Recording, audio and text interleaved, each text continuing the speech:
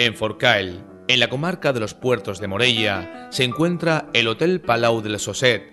Este hotel rural es un antiguo palacio construido entre finales del siglo XVI y principios del XVII, y ha sido remodelado manteniendo las características y la esencia de un palacio renacentista aragonés.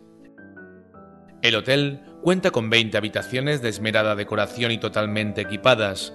En ellas, como en el resto de instalaciones, se conserva la estética de la época y se han utilizado materiales nobles como la madera o el mármol.